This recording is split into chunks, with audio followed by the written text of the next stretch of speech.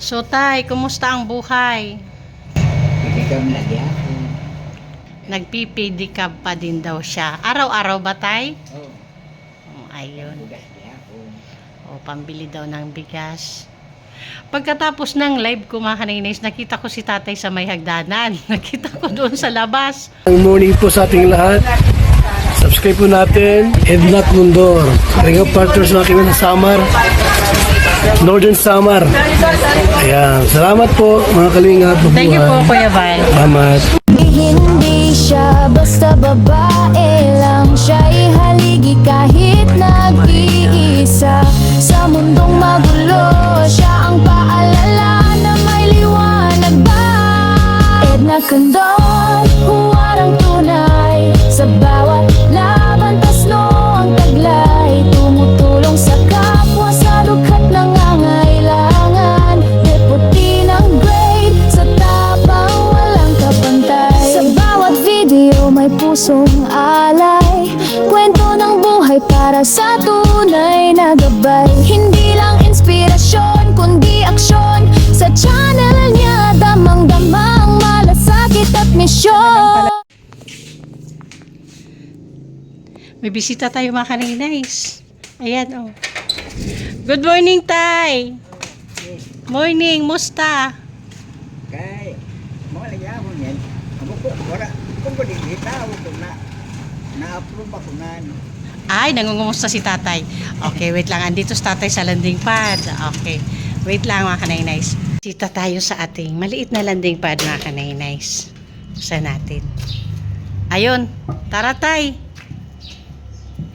Good morning. Amo ko makikumusta lang ako. Oo, sige po. Tara, Tay. Tara, diretso po. Upo po, Tay. Yan. Sandali lang, Tay, ha. Yan. Upo lang po. Teka lang para mag-ano muna ko ng kape mo, ha. Wait lang po, Tay. Ayan, mga kaninays, may bisita tayo. Si Tatay. Lorito.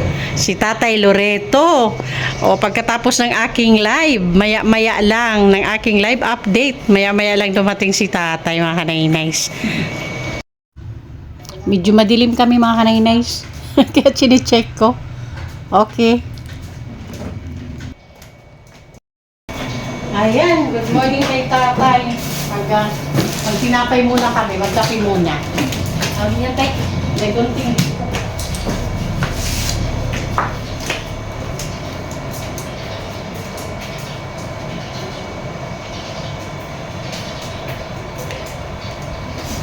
Ito po, Tay. Magunting na lang po yung kape mo.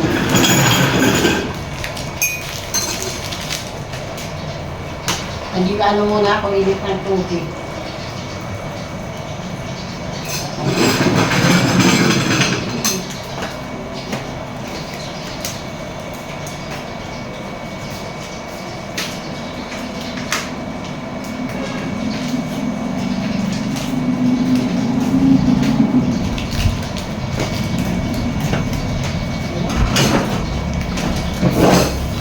Good morning, mga kaninays. Katatapos lang ng ating Katarman Landing Pad morning update. Maya-maya nakita ko si Tatay sa labas ng pintuan. Kung naalala niyo si Tatay Lorito. Kasi kami dito sa loob eh. Pwede ka man ron, makasakit ang ayos eh. One way. Kumusta man? Araw-araw yung biyahe ko pa din, Tay. Kaya, Mga kaninays, kung naalala niyo si Tatay Lorito, yung bago nating beneficiary na nabisita ko sa Rizal, di ba, Tay? old Rizal. Sa Old Rizal. Yung naalala nyo yung pedicab lang kami mula Katarman hanggang Old Rizal, pedicab lang kami, siya po yun. Tapos yung putol yung kamay, oo, siya po yan. Kasi ko lang, ha. So, Tay, kumusta ang buhay? Pedicab lagi ako. Nagpipidikab pa din daw siya. Araw-araw ba, Tay? Oh, Ayun. bugas di ako. O, pambili daw ng bigas. Pagkatapos ng live ko, mga kaninays, nakita ko si Tatay sa may hagdanan. Nakita ko doon sa labas. Sabi ko, dito si tatay. Ayun. Si Tatay Lorito po, kung naalala nyo. Uy, tatay, tinapay ha. Si Tatay Lorito, kung naalala nyo, yung bago nating beneficiary, na mula Katarman hanggang Rizal, nagpidikab lang po kami. Balikan. Siya po yun, 74 years old. 74 years. 74. 70. 70. Ay, si tatay pala yung isa, yung 74. 70 years old na si Tatay Lorito na araw-araw nagpipidikap. Ayan, salamat tayo sa pagbisita dito sa ating maliit na landing pad, ha? Buti nga din. Ano, tay? Buti nga, kaya nandiyan tayo ko doon. Pagdaan mo. Oo, salamat din sa pagbisita. Ito na yan. Kanya balay. Oo. So, ayan, mga kanaynays, buti naman at hindi nagkakasakit si tatay, ano. Oo. Yan lang, napakalaking regalo na po yan. Kay ni Lord God sa atin, yung healthy tayo. Malaking na yan. Malaki ko po. Mabuligan na sa palawin na dito. May naamoy ako kay tatay. Kasi sabi niya kanina, pag bukas ko ng pinto, may itatanong daw siya. Sabi niya. May itatanong daw siya sa akin. Kaya habang nagkakape si tatay, mag-usap na kami. Tay, ano po yung tatanong mo?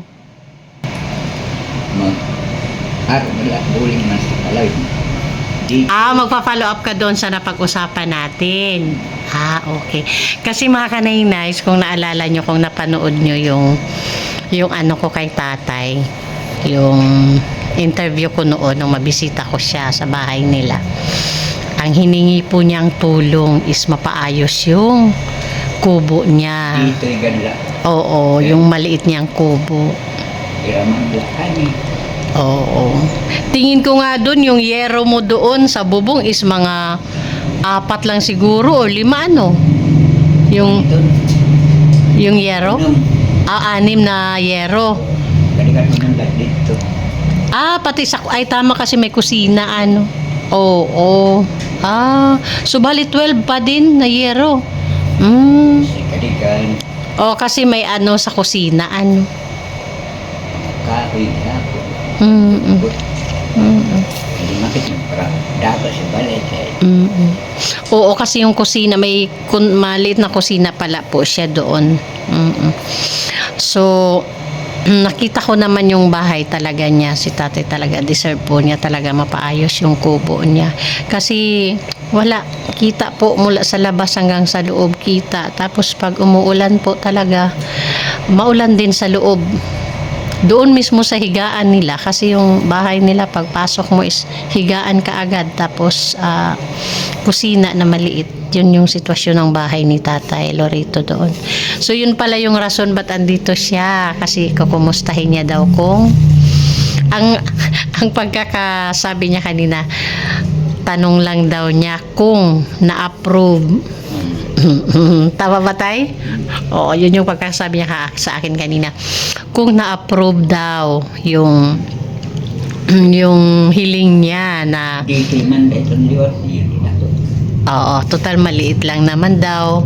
Pinagpipray niya pala na sana ma-approve yung hiling niyang tulong na mapaayos yung kubo niya, mapalitan ng bubong, tapos yung wall lang, yung malagyan yung wall kasi butas-butas na din talaga. Yung pala yung gusto niyang kumustahin sa akin, kaya andito siya ngayon. Sarap ng hangin dyan, pumapasok pag open yung yung pinto natin. Ayan. So tatay, explain ko lang po ha. Explicar ko lang po ang aton proseso ha. Pagkatapos po ng interview namin sa mga beneficiary namin, katulad mo po, 'di ba, nung ma-interview kita. Yung approval po noon is sa atin pong mga gustong tumulong. Ibig sabihin, naintindihan mo naman yung Tagalog, tay, ano po? Danay ko ganun maintindihan. Sige. Explain ko na lang ulit mamaya sa sa waray. Oo. pag mayroon na pong sponsor na gustong tumulong doon sa kahilingan mo, ibig kong sabihin, kung yaon na sponsor nga karuyag bumulig sa imsito nga imo karuyag nga bulig, yun po yung time na babalik po ako sa iyo. O yun po yung process ng vlogging namin. Yun po yung proseso sa amon pag-vlog. O karagsid ngon tay, pag mayaon sponsor nga magsugad sa akon nga sige buligan ta si tatay. Ay liwanan taan bubong. Tapos liwanan ta to mga wakay na naniton lipon. Oo, yun. Iton po tay ito time na makanto sa mabalik sa im. Oo. Kasi nagbubuot po sa aton para siton nga mga bulig sponsor po. Nahulatla po siton san sponsor kung may saak magsugad na baliki si tatay para i-grant kanya kahilingan ay para ihatag kanya bulig na karuyag. Itong po yung time na mabalik sa imo tay. Uy tatay kaunla dida ha. Kain lang habang nag-usap tayo. Yun po. Kaya po ngayon hindi pa ako nakakabalik sa iyo kasi po wala pa pong sponsor na nagsabi sa akin na balikan ka po para doon sa kahilingan mo. Kaya hindi pa ako nakakabalik sa iyo. Ginanamok Maaram pa man yan to. Oo, alam ko na naman doon sa iyo, sa inyo. Mulak man lang ito. Opo, oo. Pero kada adlaw adya sa mga to. Oo, kasi araw-araw ka nagbabiyahe Sa biyahe. Oo, yun po tay. Kaya pag pumunta ako doon sa inyo, alam ko na naman doon. Ibig sabihin, yun na yung sign. Na ibig sabihin, mapapaayos na yung bubong mo. So, ayun tay ha. Ganon na lang. Pag mayroon na kit sponsor, makada na lang sa iyo balay ha. Okay. So, nano ka man yung oras na uli sa iyo balay? Anong oras ka umuwi? Alas 3 ng hapon. Pero anong oras ka tayo? Ang aga mo talaga, tingnan mo, pagkatapos lang ng live update ko, maya-maya lang andyan ka na. Maaga kasi siya mga kanaynis umaalis doon. Kasi siyempre nga naman, mula doon sa kanila hanggang papunta dito Katarman, gabi malayo-layo eh. Kaya, siyempre, Ang aga. tampak na uli. Diri nga ni alas 3:30. Kasi maaga daw siyang, pag maaga siyang nakakapunta dito para magbiyahe sa Katarman, maaga siyang nakakauwi. Ganon. Buti si tatay at wala pang maintenance, nagamot, galing. Napakalaking regalo yan mula kay Lord God, yung ganyang edad, tapos walang maintenance, kahit sa high blood, wala, Pero wag pa din magtagya tay ha, wag masyado sa araw, palaging magtubig. May gadak balon na to. Panainom kasi sa mga edad mo na ganon, delikado na yan sa heat stroke din. Lalo na ngayong summer, sobrang mainit na, di ba? Hindi tulad nung punta ko doon, unang punta ko sa iyo nung interview mo, maulan pa yon, di ba? Maulan yun. Pero ngayon mainit na po talaga na mga kanay-nice. Delikado po yung heat stroke sa mga katulad na edad ni tatay. So ingat lang, palagi lang tubig tay. So may baon ka ngayon tatay na pang lunch. May baon-baon si tatay. Sino yung nagpiprepare tayo ng ng almusal mo na baon? Ikaw? Ako ganun. Hindi pa. Maliak to eskwela. Para daw siyang estudyante mga kanay-nice. Gabi pa. Tumanday mo. Hindi kan. Pumahaw kape. Ay sila sa luto kape. Ay, kape yung ulam daw niya kanina mga kanay-nice. Sayang hindi pa din ako nakapagluto. Kasi pagkatapos ng live update ko, muna dyan, ligpit-ligpit, tapos saka ako nagluluto. Kaya nagtinapay si tatay. Tay, dalhin mo yung tinapay ha. Para at least may merienda ka na mamaya. Pati yung andyan. Kaya di, kape. Dalhin mo na din yan tay. Para at least may merienda ka mamayang hapon. Ayun. So, ayun tay ha, ayun na lang. Basta, kahit pag mayroon na talaga, ako mismo pupunta doon sa bahay mo ha. Pasensya na muna tayo, hindi kita mabigyan ngayon ng bigas, wala tayong bigas ngayon. Magkano naman tayo nabibili mong bigas tuwing magbabiyahe ka? Isa ka kilo lang. 1 kilo. Araw-araw binibili mo pagkatapos ng biyahe. So, ibig Hindi sabihin, pa man ito na kakaon. dalawang sain nyo yung 1 kilo. Kasi pag galing mo dito, pag pauwi ka na sa bahay nyo, bibili ka muna ng 1 kilo na bigas. Mas mura dito sa proper, sa Katarman. Compare doon sa inyo. Mas mahal na doon. Sobrang na 50. So, kailangan talaga dito ka bibili para mas makamura, Mahal na doon sa inyo, eh. Kasi siyempre, mga kanay. Ito uga 56. Kaya ito naman sa uma. Oo, kasi luklok na kasi yung nila, yung lugar nila. So, mas mahal na doon sa tindahan. So, mas nakakatipid si tatay. Pagkatapos niya mabiyahe, pauwi, dito na siya bibili. Kada adlaw sa kilo. Oo, araw-araw tuwing biyahe niya, may 1 kilo siya. Paano sa ulam, tay? Ha? Paano sa ulam? Ay, bisala na Tamban. O, tika tay, sandali lang pala. Hintayin mo ako sandali. May kunin lang ako doon. Ayun. O, tatay, try mo nga itong jacket kung kasya sa'yo. Ayan. O, kahit papano may salitan siya sa na jacket pag magbabiyahe siya. O, tingnan mo lang. Kasya sa'yo. Tingin mo kasya? Okay. Tapos ito pa, tay. Nakakasya pa sa'yo to. At least may pang ka. Ayan. Tingin mo kasya? Sige. Kuha lang ako ng plastic bag. Po, tay. Lagay mo na lang po. Ayan. Malinis yan, tay, ha? Pwede mo na yan diretso gamit. Kahit hindi mo nalabhan, malilinis yan. Para kahit papano may salitan ka na jacket.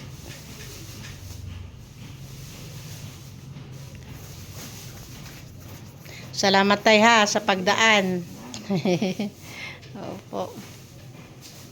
Tapos yung tinapay, tsaka kape mo. Basta yun na lang, tay, ha. Basta pag mayroon ng mag-grant doon sa kahilingan mo, pupunta po ako sa bahay mo, ha. Alam ko na naman po doon. O, tingnan mo yung kamay ni tatay, hindi mo talaga mahalata na O, tingnan mo, naputol. Kasi, ayun, kasi nasa loob lang ng jacket. Yun yung nangyari doon, hindi ko nakita. Tingnan mo.